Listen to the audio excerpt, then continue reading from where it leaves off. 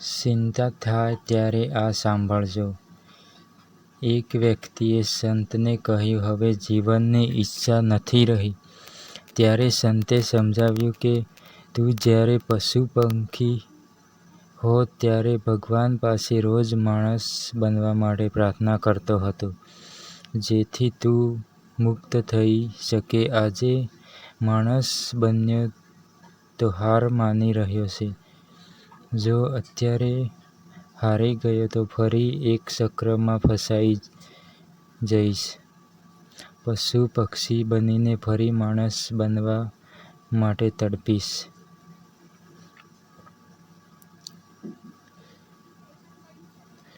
તારા દુઃખ ત્યારે જ મટશે જ્યારે તું તારું મન પરમાત્મામાં લગાવીશ.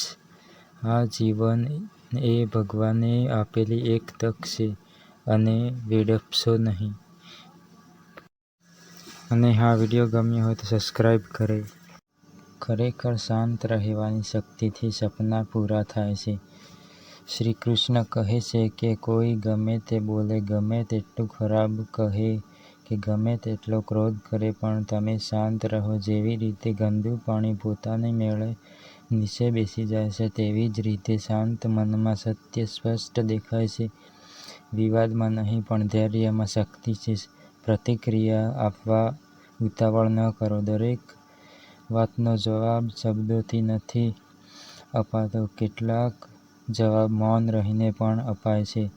યાદ રાખો, જે પોતે શાંત છે તેને દુનિયાની કોઈ પણ હલનચલન હલાવી શકતી નથી. શ્રી કૃષ્ણ ઉપર વિશ્વાસ હોય તો ફોલો કરીને જય દ્વારકાધીશ લખો.